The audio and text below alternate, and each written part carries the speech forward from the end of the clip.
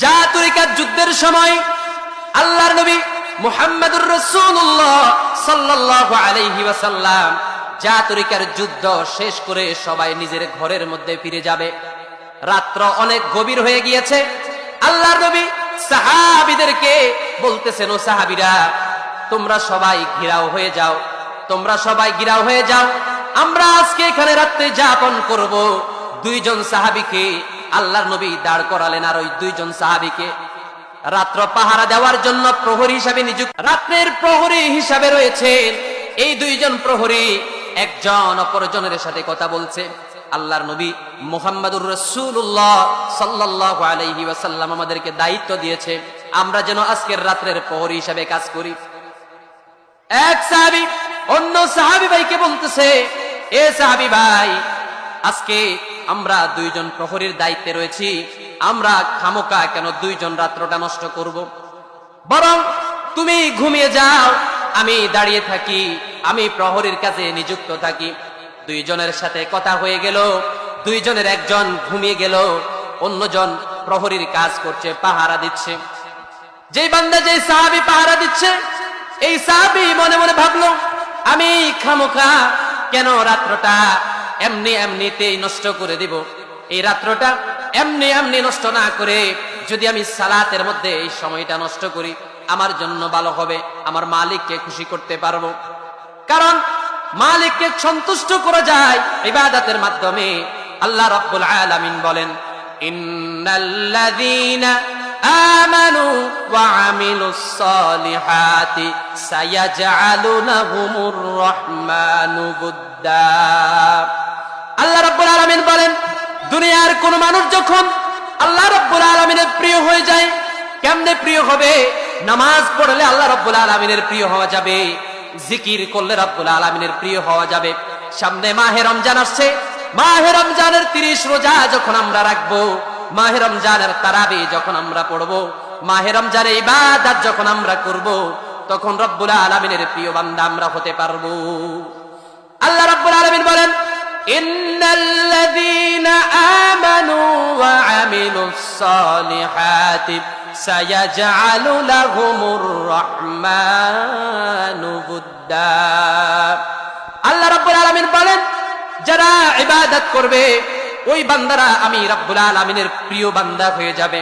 হাদিসের মধ্যে আল্লাহ নবী মুহাম্মদুর রাসূলুল্লাহ সহিহ আল বুখারীর মধ্যে বলেন, কোন মানুষ যখন রাব্বুল আলামিনের প্রিয় বান্দা হয়ে যায়, আল্লাহ রাব্বুল আলামিন জিব্রাইলকে ডেকে বলে, ও জিব্রাইল, দুনিয়ার অমুকের সন্তান অমুক আমার প্রিয় বান্দা হয়ে গেছে, আমার নৈকট প্রাপ্ত বান্দা হয়ে গেছে।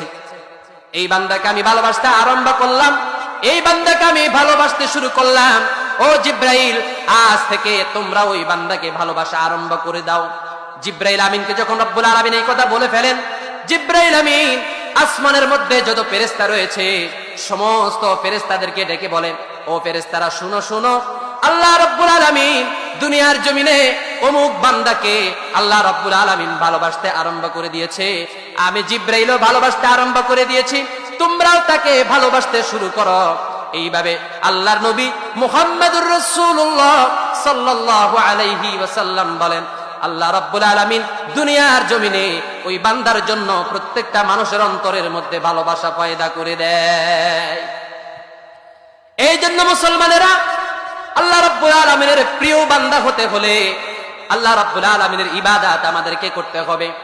আল্লাহ রাব্বুল আলামিনের ইবাদত, সবচেয়ে ভালো ইবাদত হলো নামাজ।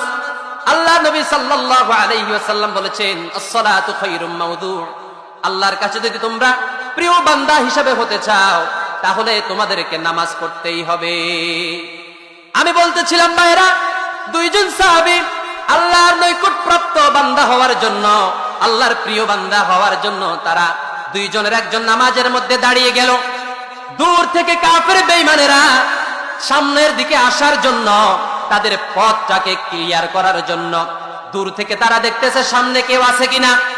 দেখতে দেখতে একটু সামনে চলে আসলো, দেখা যায় দূর থেকে গাছের মতো কি যেন দেখা যায়, গাছ নাকি মানুষ, পরীক্ষা করার জন্য ওই কাফের বেঈমান একটা তীর নিক্ষেপ করেছে। ওই তীরটা সাহাবীর কাঁধের মধ্যে এসে লেগে গিয়েছে। সাহাবী প্রথম তীরটা খুলে ফেললেন, দ্বিতীয়বার আবার কাফের আরেকটা তীর নিক্ষেপ করেছে। যদি মানুষ হয় তাহলে সরে যাবে, আর যদি গাছ হয় তাহলে সরবে না। দ্বিতীয়বার আবার তীর নিক্ষেপ করেছেন। সাহাবী দ্বিতীয় তীর আর খুলতে পারে না, কারণ দ্বিতীয় তীরটি তার পিঠের মধ্যে লেগেছিল। এইভাবে তৃতীয় আরেকটি তীর সে নিক্ষেপ করেছে সাহাবীকে লক্ষ্য করে, সাহাবীকে উদ্দেশ্য করে। এইভাবে তিনটা তীর যখন নিক্ষেপ করেছে, সাহাবী নামাজ দ্রুত শেষ করে ফেললেন এবং দ্বিতীয় সাহাবীকে ডেকে বললেন, ও সাহাবী ভাই, আমার কাঁধের মধ্যে তীর এসেছে, কাফের বেঈমান আমাকে তীর ছুঁড়ে মেরেছে, আমার শরীর থেকে এত রক্ত প্রবাহিত হচ্ছে, আমার মন হয় আমি দুনিয়া ছেড়ে চলে যাব। নামাজের মধ্যে আমি এত স্বাদ পাচ্ছিলাম, এত শান্তি পাচ্ছিলাম, আমাকে কাফের বেঈমানেরা তীর নিক্ষেপ করতেছে, আমার কাছে এত মজা লাগতেছে। আমার মনের মধ্যে এই কথা যদি না আসতো, কারণ আল্লাহ নবী আমাকে এখানে পাহারার দায়িত্ব দিয়েছেন, প্রহরীর দায়িত্ব দিয়েছেন, আর আমি যদি এখন মারা যাই তাহলে আমার কি অবস্থা হবে, আল্লাহর নবীর কি অবস্থা হবে, সাহাবায়ে কেরামের কি অবস্থা হবে, এই চিন্তা চেতনা যদি আমার মনের মধ্যে না আসতো, আল্লাহর কসম করে বলি সাহাবী, আমার জীবন শেষ হয়ে যেত, আমি নামাজ ছেড়ে দিতাম না।